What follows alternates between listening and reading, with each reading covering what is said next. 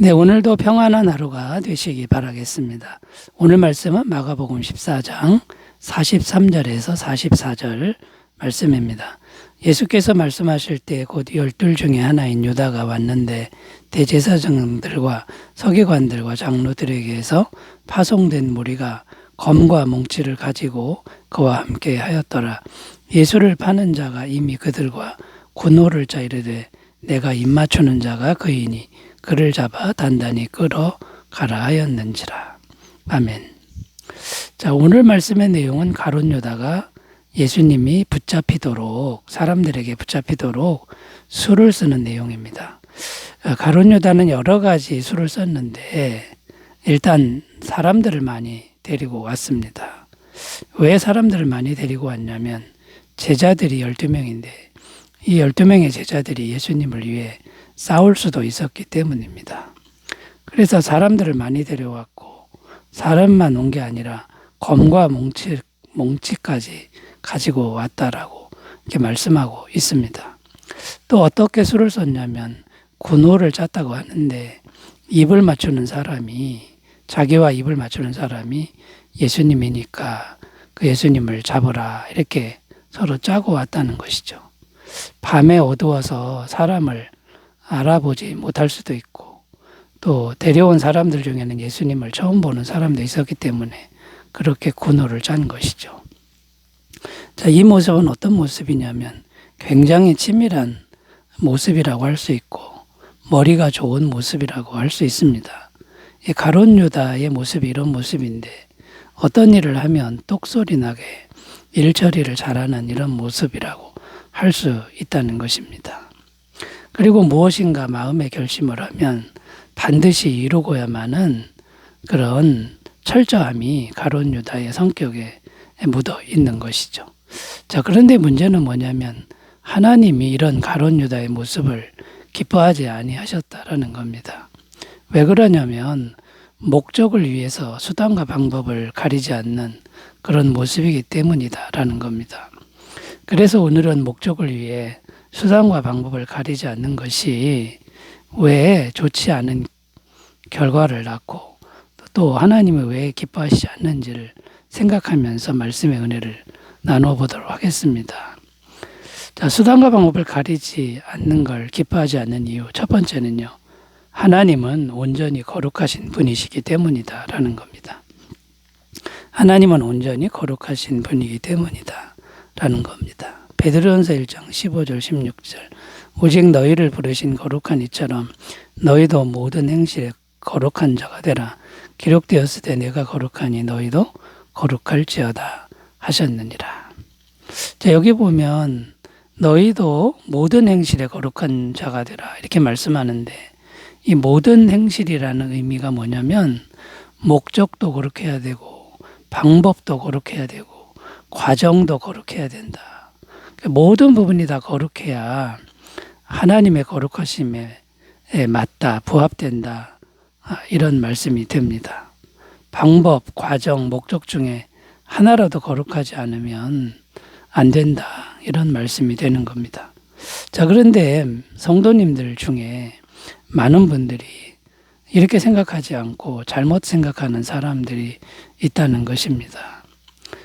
어떻게 생각하냐면 예를 들면 이런 겁니다. 뭐로 가도 서울만 가면 된다. 속담에도 있죠. 서울만 가면 됐지 똑바로 걸어나 옆으로 걸어나 무슨 상관이냐. 이 말은 목적을 위해서는 수단과 방법 가리지 않아도 된다. 자, 이런 말입니다. 이건 틀린 말이다라는 거죠. 비성경적인 말이다라는 겁니다. 또 이런 말이 있습니다. 개같이 벌어서 정성같이 쓰면 된다.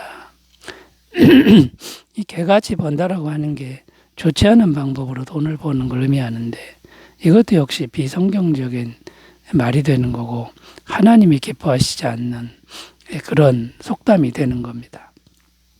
사기를 쳐서 돈을 벌어서 헌금만 많이 하면 된다.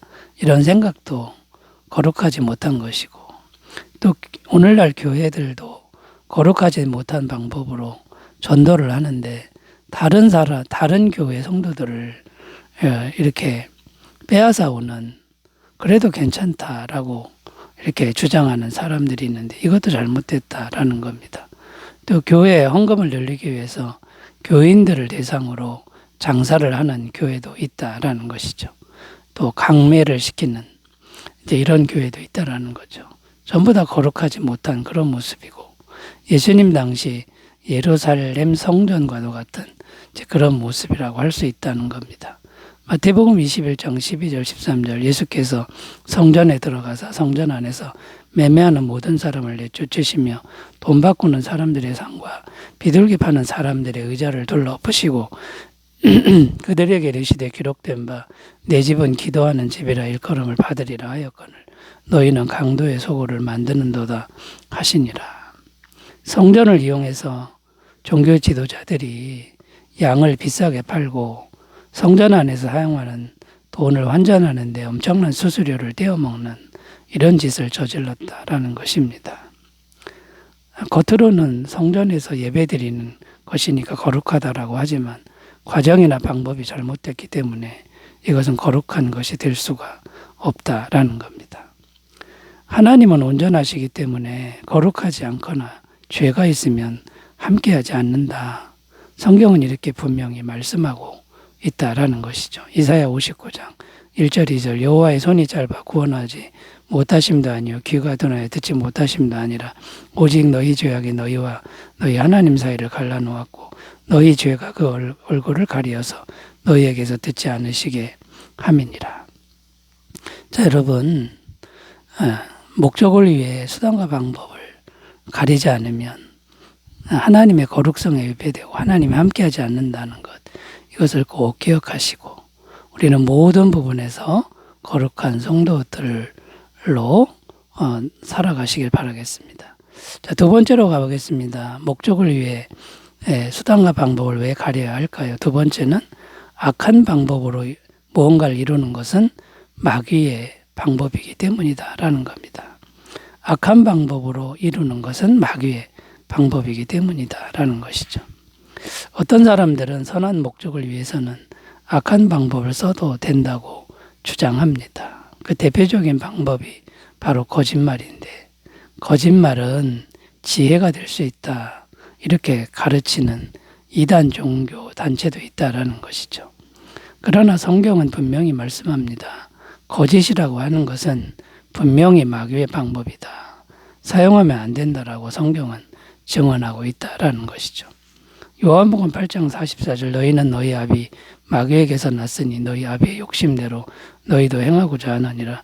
그는 처음부터 살인한 자요 진리가 그 속에 없으므로 진리에 서지 못하고 거짓을 말할 때마다 제 것으로 말하나니 이는 그가 거짓말쟁이요 거짓의 아비가 되었습니다.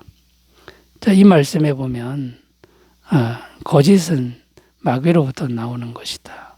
이렇게 분명히 말씀하고 있다는 거고요. 우리가 살아가는 세상에서 거짓이 정당화된다면 누구를 믿고 살아가겠습니까? 신뢰가 깨지고 불신이 가득한 사회가 될 수밖에 없다라는 것이고요. 또 성경은 말씀하기를 마귀의 방법을 계속 사용하면 어떻게 되냐면 지옥에 떨어진다고까지 말씀하고 있다는 겁니다. 요한계시록 21장 8절 그러나 두려워하는 자들과 믿지 아니하는 자들과 흉악한 자들과 살인자들과 음행하는 자들과 점술가들과 우상 숭배자들과 거짓 말하는 모든 자들은 불과 유황으로 타는 못에 던져지리니 이것이 둘째 사망이라. 이 거짓을 계속 사용하면 지옥에 떨어지는 이런 형벌을 받는다고 분명히 말씀하고 있습니다.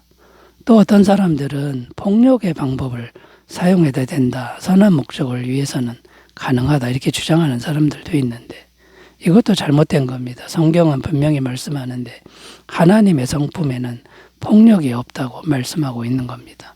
고린도전서 13장 4절 5절 사랑은 오래 참고 사랑은 온유하며 시기하지 아니하며 사랑은 자랑하지 아니하며 교만하지 아니하며 무례히 행하지 아니하며 자기의 유익을 구하지 아니하며 성내지 아니하며 악한 것을 생각하지 아니하며. 자, 여러분 폭력을 정당화하는 그 어떤 것도 마귀적이다 이렇게 기억하셨으면 좋겠고 또 예수님은 우리 마음에 들어오실 때도 마음은 두드리고 밀고 들어오지 않습니다. 우리가 마음문 열어줄 때까지 영원히 기다리시는 그런 인격적인 하나님이라는 걸 꼭 기억하시고, 거짓말이나 폭력의 방법은 사용하지 않는 그런 삶이 되시기 바라겠습니다. 자, 세 번째로 가보겠습니다. 왜 목적을 위해 수단과 방법을 가려야 할까요? 세 번째는 악한 방법을 사용하는 것은 불신앙의 믿음이기 때문이다라는 겁니다. 악한 방법을 사용하는 것은 불신앙의 신앙이다라는 겁니다. 사람들이 왜 악한 방법을 가리지 않는 것입니까? 하나님을 믿지 못하기 때문입니다. 하나님을 진짜 믿으면 그렇게 행동을 안 한다는 거죠. 어떤 손해나 피해가 와도 하나님의 방법만을 선택하지, 금방 손해날까봐 인간적인 방법, 세상적 방법을 쓰지 않는다라는 겁니다. 다니엘 3장 17절 18절 왕이여 우리가 섬기는 하나님이 계신다면 우리를 맹렬히 타는 풀무불 가운데에서 능히 건져내시겠고 왕의 손에서도 건져내시리이다. 그렇게 하지 아니하실지라도 왕이여 우리가 왕의 신들을 섬기지도 아니하고 왕이 세우신 금신상에게 절하지도 아니할 줄을 아옵소서.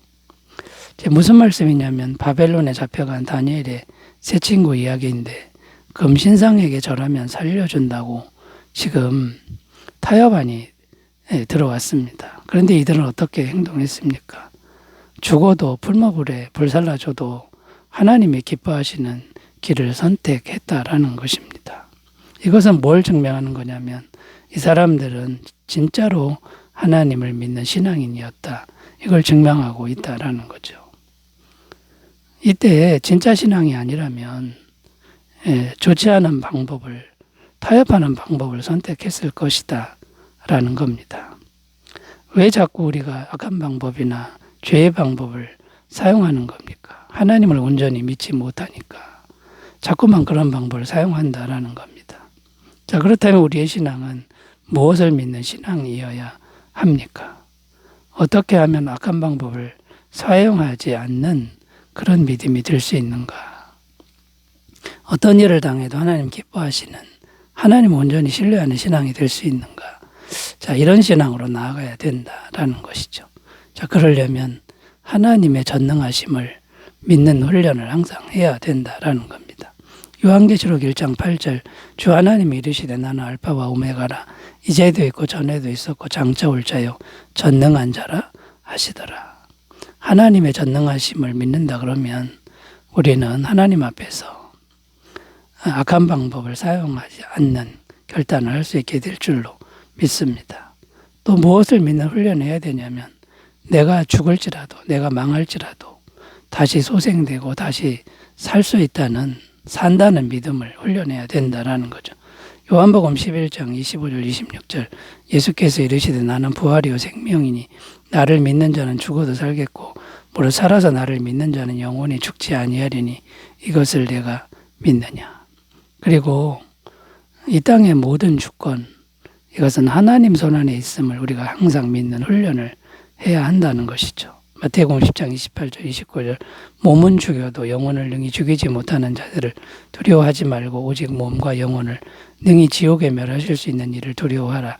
참새 2마리가 하나 아사리온에 팔리지 않느냐.